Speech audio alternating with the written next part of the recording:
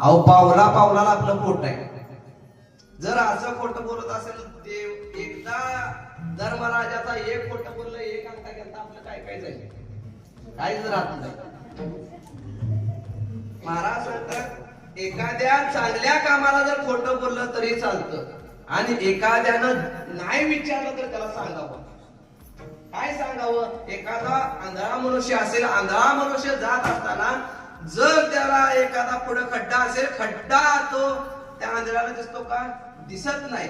मग जर तो त्या खड्ड्याच्या दिशेने जात असेल काही पावलानं त्या खड्ड्यात पडत असेल आणि आपण जर त्या खड्ड्याकडे बघत असेल आणि त्या अंध माणसाला जर सांगत नसेल तर ते महापाप आहे महाराज.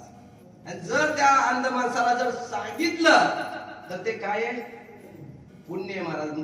महाराज सांगतात की एखाद्या माणसाला दिसत नसेल आणि पुढे जर खड्डा असेल, जर त्या माणसाला सांगितलं तर महाराज ते पुण्य. तेच महाराज सांगतात मला कोणी विचारलं नाही पण हे जे मी समुदाय बघतो, हा जो जनकल्याण बघतो, हे मला या डोळ्यानं बघवत नाही. कारण हे संत महात्मे येतात कशाला?